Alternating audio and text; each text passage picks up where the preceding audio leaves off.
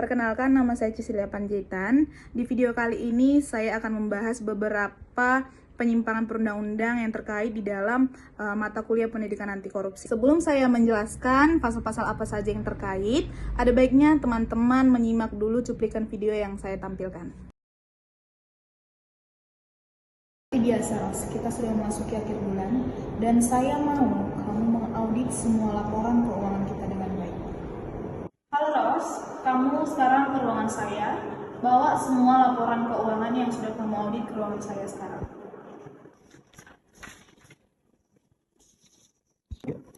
Ini benar data bulan ini? Kok banyak mengalami penurunan sih? Jadi gini Ros, saya mau kamu stabilkan semua laporan keuangan ini dan saya harap nanti sore kamu akan membawanya ke ruangan saya. Gimana? Bisa Ros? Gak ada tapi-tapian.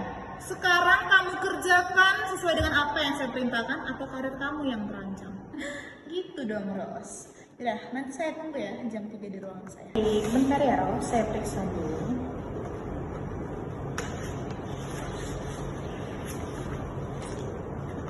Bagus, cukup bagus. Saya rasa ini sudah cukup. Dan ini uang jajan buat kamu. Makasih ya sudah bantu saya.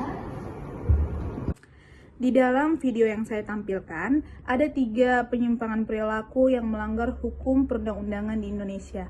Yang pertama adalah pengancaman, yang kedua adalah merubah data, yang ketiga ada suap. Pelanggaran yang pertama adalah atasan mengancam bawahannya. Apabila bawahannya tidak menuruti kemauan atasannya, maka secara tidak hormat bawahan tersebut akan dipecat. Hukuman pengancaman di Indonesia diatur dalam Kitab Undang-Undang Hukum Pidana KUHP dan Undang-Undang Informasi dan Transaksi Elektronik atau UU ITE. Pada pasal 368 ayat 1 KUHP mengatur tentang pengancaman dengan kekerasan atau ancaman kekerasan untuk memaksa seseorang melakukan sesuatu yang dimana diancam dengan pidana penjara paling lama 9 tahun. Nah, penyimpangan kedua adalah mengubah atau pemalsuan data perusahaan. Pemalsuan data perusahaan di Indonesia dapat dikenakan sanksi pidana dan perdata tergantung pada jenis data yang dipalsukan. Pada pasal 263 mengatur tentang pemalsuan surat termasuk surat-surat perusahaan dan pasal 378 mengatur tentang penipuan yang dapat mencakup pemalsuan data keuangan perusahaan untuk keuntungan pribadi. Pada Kitab Undang-Undang Hukum Pidana KUHP pasal 263 mengatur tentang pemalsuan surat termasuk surat-surat perusahaan.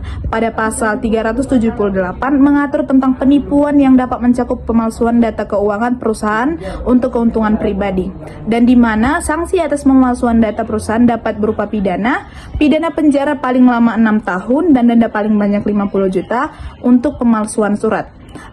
Pidana penjara paling lama 4 tahun dan denda paling banyak 250 untuk penipuan. Dan yang ketiga adalah penyimpangan perilaku menyuap. Penyuapan diatur di beberapa perundang-undangan di Indonesia antara lain Undang-Undang Nomor 31 Tahun 1999 tentang Pemberantasan Tindak Pidana Korupsi atau UU Tipikor.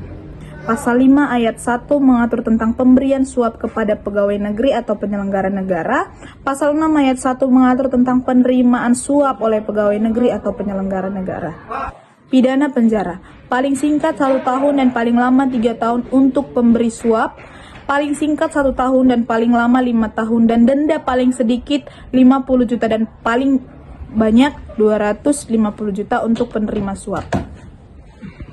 Sekian penjelasan beberapa penyimpangan perundang-undangan yang bisa saya sampaikan. Kurang dan lebihnya saya mohon maaf. Terima kasih.